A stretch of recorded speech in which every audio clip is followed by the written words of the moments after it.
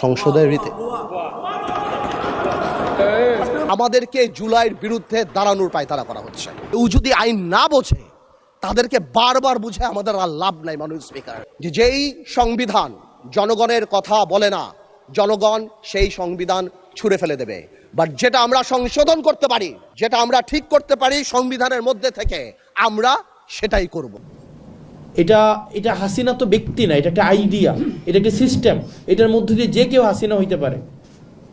এই সিস্টেমটা যদি বলবৎ রেখে আমরা হাসিনা উৎপাদন পদ্ধতি, এই সিস্টেমটা যদি আমরা ইনট্যাক্ট রাখি, এখানে আমি হাসিনা হইতে পারি, আপনি হাসিনা হইতে পারেন, এখানে যে সার্ভ করতেছে সেও হাসিনা হইতে পারে। সংসদে ভুয়া স্লোগান কেন? সংবিধানের মারপ্যাচ নাকি জুলাই বিপ্লবের সাথে বেইমানি? সিস্টেম অক্ষত থাকলে আমি আপনিও হাসিনা হতে পারি। হাসনাত বনাম পার্থ, সংস্কার দ্বন্দ্বে চরম উত্তেজনা। রাজপথের রক্ত তখনও পুরোপুরি শুকায়নি।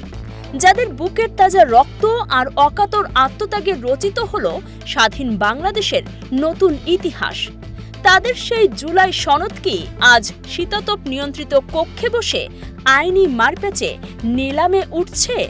জাতীয় সংসদ, রাষ্ট্রের সর্বোচ্চ আইন প্রণয়নের এই পবিত্র তীর্থে এবার রচিত হতে যাচ্ছিল এক অনাকাঙ্ক্ষিত সংঘাতের অধ্যায়। একদিকে সংবিধানের দোহাই, অন্যদিকে রাষ্ট্র সংস্কারের চূড়ান্ত আল্টিমেটাম। আর এই দুইয়ের মাঝে দাঁড়িয়ে দেশ দেখল এমন এক দৃশ্য যা পুরো রাজনৈতিক অঙ্গনকে কাঁপিয়ে দিয়েছে। সম্প্রতি সংসদের ভেতরে এবং বাইরে ঘটে যাওয়া দুটি ঘটনা দেশের রাজনীতিতে এক ভয়াবহ মাত্রার কম্পন তৈরি করেছে। একদিকে সংসদে দাঁড়িয়ে ব্যারিস্টার আন্দালিব রহমান পার্থর বিস্ফোরক বক্তব্য, আর তার ঠিক বিপরীতে গ্যালারি থেকে উড়ে আসা চরম অপমানজনক ভুয়া স্লোগান। অন্যদিকে ঠিক একই সময়ে রাজপথের অন্যতম রূপকার এনসিপি নেতা হাসনাত আব্দুল্লাহর আরেক দফা রক্তক্ষয়ী অভ্যুত্থানের সুস্পষ্ট হুঁশিয়ারি। আসলে কি ঘটছে আমাদের রাজনীতির অন্দরমহলে? ঘটনা শুরু জাতীয় সংসদে। স্পিকারের অনুপস্থিতিতে সংসদের বিরতির সময় বিরোধী দলের কিছু তরুণ সদস্য এবং গ্যালারিতে উপস্থিত জুলাই যোদ্ধাদের মধ্যে বেঁধে যায় এক অনাকাঙ্ক্ষিত তর্ক। আর এই ঘটনার রেশ ধরেই অধিবেশনে দাঁড়িয়ে চরম ক্ষোভ প্রকাশ করেন ব্যারিস্টার আন্দালিব রহমান পার্থ। তিনি স্পিকারের দৃষ্টি আকর্ষণ করে পুরো রাজনৈতিক শ্রেণীকে যেন আয়নার সামনে দাঁড় করিয়ে দেন। তিনি স্মরণ করিয়ে দেন, মাননীয় স্পিকার, ওনারা আহত, ওনারা নিহত, they paid the price, we are here. অর্থাৎ তারা মূল্য চুকিয়েছেন বলেই আজ আমরা এখানে বসতে পেরেছি। ওনারা যেহেতু আহত, ওনারা নিহত, they paid the price, we are here. Partha অত্যন্ত কড়া ভাষায় স্মরণ করিয়ে দেন, জুলাই যোদ্ধাদের সাথে ডিল করার জন্য রাজনৈতিক নেতাদের আরো অনেক বেশি ধৈর্যের পরিচয় দিতে হবে। আমি বলছি যে আমাদের জুলাই যোদ্ধাদের সাথে ডিল করার জন্য আরো অনেক ধৈর্যের পরিচয় দিতে হবে। তাদের আত্মত্যাগের কারণেই এই নতুন স্বাধীনতা, তাই তাদের প্রতি সামান্যতম অশ্রদ্ধাও এই জাতি মেনে নেবে না। কিন্তু পার্থর এই আবেগপূর্ণ বক্তব্যের পরপরই দৃশ্যপট পাল্টে যায়। তিনি এমন একটি আইনি যুক্তির অবতারণা করেন যা মূলত বারুদে আগুন দেওয়ার কাজটি করে। তিনি বিগত সরকারের পতনের পর তৈরি হওয়া সাংবিধানিক শূন্যতা নিয়ে কথা বলেন। পার্থ তুলে ধরেন কোয়াসি কনস্টিটিউশনাল বা আধা সাংবিধানিক এক জটিল সমীকরণের কথা। সংবিধান তো আর বলে দেয়নি যে কোনো দেশ থেকে প্রধানমন্ত্রী হঠাৎ পালিয়ে গেলে বা সংসদ ভেঙে গেলে কি করতে হবে। সংবিধানে অনেক গ্যাপ ছিল। কোয়াজাই কনস্টিটিউশনাল ব্যাপার একটা কথা আসছে, যে আমি বলেছিলাম কোয়াজাই কনস্টিটিউশনাল ব্যাপারটা ছিল। আসলে কোয়াজাই কনস্টিটিউশনাল ব্যাপারটা তো ছিল, এখন নেই। ওটা ছিল বলেই তো কনস্টিটিউশনের কিছু কিছু পার্ট আমরা সে সময় নিয়েছিলাম মাননীয় স্পিকার।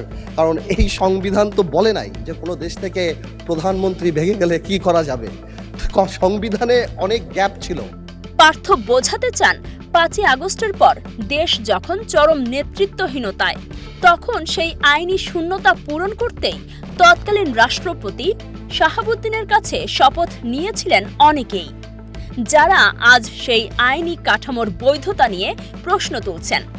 তাদের পার্থ স্মরণ করিয়ে দেন যে রাষ্ট্রকে টিকিয়ে রাখার জন্যই সেই আধা সাংবিধানিক পথ বেছে নিতে হয়েছিল। এরপরই আসে সেই আসল গোলকধাঁধা, যে শব্দের মারপ্যাচে আটকে আছে পুরো জাতির ভবিষ্যৎ। সংস্কার নাকি সংশোধন? পার্থ দাবি করেন জুলাই সনদের আকাঙ্ক্ষাগুলো সংবিধানের রীতিনীতি মেনেই সংশোধনের মাধ্যমে আসা উচিত। কিন্তু এখানে কি কোনো গভীর ষড়যন্ত্র লুকিয়ে আছে? পার্থর কণ্ঠেই শোনা গেল সেই মারাত্মক আশঙ্কার কথা। তিনি সরাসরি অভিযোগ করলেন এখানে প্লেইং উইথ ওয়ার্ডস করা হচ্ছে এবং জাতিকে বিভ্রান্ত করা হচ্ছে। আমাদেরকে জুলাইয়ের বিরুদ্ধে দাঁড় করানোর পায়তারা করা হচ্ছে। যেই জুলাই সনদের জিনিসগুলি আসে সেগুলি সেগুলি কনস্টিটিউশনের মধ্যে আসবে এবং কনস্টিটিউশনের রীতিনীতি মেনেই আসবে। এর বাইরে তো আমরা কিছু যাচ্ছি না। তো আমার মনে হচ্ছে এখানে প্লেইং উইথ ওয়ার্ডস করা হচ্ছে এবং জাতিকে বিভ্রান্ত করা হচ্ছে, এবং ঠিক আগেও যা বলেছি, আমাদেরকে জুলাইয়ের বিরুদ্ধে দাঁড়ানোর পায়তারা করা হচ্ছে। কিন্তু পার্থর এই তুখোড় আইনি ব্যাখ্যার জবাব কি ছিল জানেন? গ্যালারি এবং বিরোধী বেঞ্চ থেকে ধেয়ে আসা চরম অপমানজনক স্লোগান, ভুয়া ভুয়া। সংসদের রীতি কেন একজন সংসদ সদস্য যখন আহতদের পক্ষে কথা বলছেন তখন কেন তাকেই ভুয়া বলা হলো? কারণটা লুকিয়ে আছে এক গভীর মনস্তাত্ত্বিক ও আদর্শিক সংঘাতে। যারা রাজপথে বুকের রক্ত দিয়ে এসেছে তারা আইনি মারপ্যাচ শুনতে চায়নি। ছাত্র জনতার মূল দাবি হল রাষ্ট্র কাঠামো এবং সংবিধানের আমূল সংস্কার বা নতুন করে লেখা। কিন্তু পার্থ যখন পুরনো রীতিনীতি মেনে সংশোধনের কথা বললেন তখন তরুণ প্রজন্মের কাছে মনে হয়েছে পুরনো সংবিধানের অধীনে সংশোধন করার মানে হল জুলাই বিপ্লবের মূল স্পিরিটকে ধামাচাপা দেওয়া। তারা মনে করেছে পার্থর এই আইনি কূটতর্ক মূলত বিপ্লবকে হাইজ্যাক করে পুরনো সিস্টেমে ফিরে যাওয়ারই একটি সুকৌশল। আহতদের প্রতি তার সিম্প্যাথিকে তারা স্রেফ রাজনৈতিক সান্ত্বনা বা লিভ সার্ভিস হিসেবেই দেখেছে। আর ঠিক এই ক্ষোভের বিস্ফোরণই ছিল সেই ভুয়া স্লোগান। তবে পার্থ ছেড়ে দেওয়ার পাত্র নন। বিশেষ গোষ্ঠী যখন বারবার এই মিথ্যাটি ছড়ানোর চেষ্টা করছিল যে তারা নাকি গণভোট মানে না, তখন সংসদে দাঁড়িয়ে সেই মিথ্যার বেলুন ফুটো করে দেন তিনি। ইট ইজ আনট্রু, এটা সম্পূর্ণ মিথ্যা। আমরা গণভোট মানি বিকজ আমরা জনগণের ক্ষমতায়নে বিশ্বাস করি। আর এই কারণেই আমরা গণভোটে হ্যাঁ ভোট দিয়েছি। এমনকি আমাদের সংসদ নেতাও হ্যাঁ ভোটের পক্ষে কথা বলেছেন। বারবার যে জনগণকে বোঝানোর চেষ্টা করা হচ্ছে যে এটা মানি না, এই কারণে আমরা গণভোট মানি না, ইট ইজ আনট্রু। আমরা গণভোট মানি বিকজ আমরা জনগণের ক্ষমতায়নে বিশ্বাস করি, আমরা গণভোট মানি, আর এই কারণেই আমরা হ্যাঁ ভোট দিয়েছি। এবং আমাদের সংসদ নেতাও হ্যাঁ ভোটের পক্ষে কথা বলেছে। সংসদের ভেতরের এই উত্তাপ যখন চরমে, ঠিক তখনই সংসদের বাইরে রাজধানীর কারওয়ান বাজারে বিডিবিএল ভবনে ভয়েস ফর রিফর্মের এক আলোচনা সভায় বোমা ফাটালেন এনসিপি নেতা ও কুমিল্লা ৪ আসনের সংসদ সদস্য হাসনাত আব্দুল্লাহ। তরুণদের যে ক্ষোভের বহিঃপ্রকাশ গ্যালারিতে ভুয়া স্লোগানের মাধ্যমে হয়েছিল, হাসনাত আব্দুল্লাহ যেন তারই তাত্ত্বিক রূপ দিলেন। তিনি বর্তমান রাজনীতির সবচেয়ে বড় ভণ্ডামির মুখোশ টেনে ছিঁড়ে ফেললেন। তিনি সরাসরি আঙুল তুললেন সেই সব নেতাদের দিকে যাদের মানসিকতা সিজন এবং চেয়ার পরিবর্তনের সাথে সাথে বদলে যায়। দুদকের স্বাধীনতা আমার তখনই লাগবে যখন আমি বিরোধী দলে থাকব। হিউম্যান রাইটস কমিশনের স্বাধীনতা আমার তখনই লাগবে যখন আমি বিরোধী দলে থাকব। আমি সরকারি দলে আসলে আবার অবশ্য এটা লাগবে না। তার মানে সিজন এবং কি চেয়ার পরিবর্তনের সাথে সাথে আমাদের আমাদের মেন্টালিটি চেঞ্জ হয়ে গেছে। দুদকের স্বাধীনতা আমার তখনই লাগবে যখন আমি বিরোধী দলে থাকবো। হিউম্যান রাইটস কমিশনের স্বাধীনতা আমার তখনই লাগবে যখন আমি বিরোধী দলে থাকবো। আমি সরকারি দলে আসলে আবার অবশ্যই এটা লাগবে না। কি ভয়ঙ্কর এক বাস্তবতা! হাসনাত আব্দুল্লাহ অত্যন্ত যৌক্তিক একটি বিপদের কথা স্মরণ করিয়ে দেন। বর্তমানে মানবাধিকার কমিশনকে যদি আবারও মন্ত্রণালয় বা সরকারি নিয়ন্ত্রণের অধীন রাখা হয়, তবে তার ফলাফল কি হবে?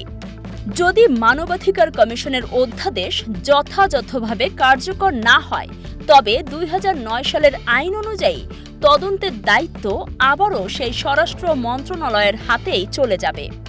এর মানে কি দাঁড়ায় জানেন?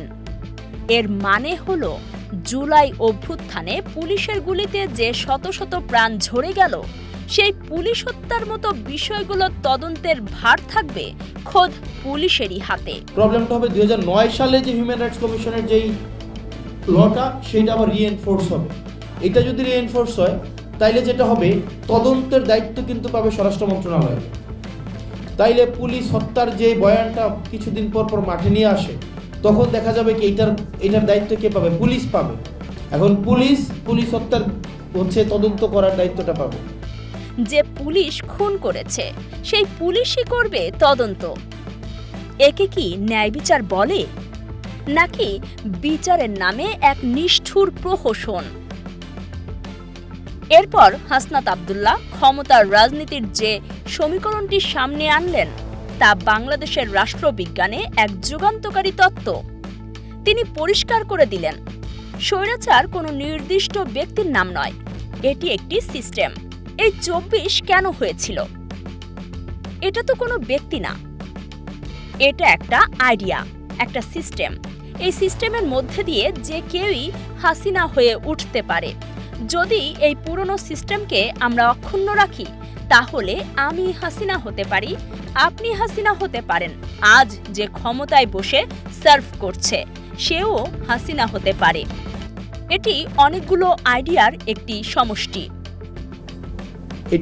এটা হাসিনা তো ব্যক্তি না, এটা একটা আইডিয়া, এটা একটা সিস্টেম। এটার মধ্যে দিয়ে যে কেউ হাসিনা হইতে পারে। এই সিস্টেমটা যদি বলবৎ রেখে আমরা হাসিনা উৎপাদন পদ্ধতি, এই সিস্টেমটা যদি আমরা ইনট্যাক্ট রাখি, এখানে আমি হাসিনা হইতে পারি, আপনি হাসিনা হইতে পারেন, এখানে যে সার্ভ করতেছে সেও হাসিনা হইতে পারে।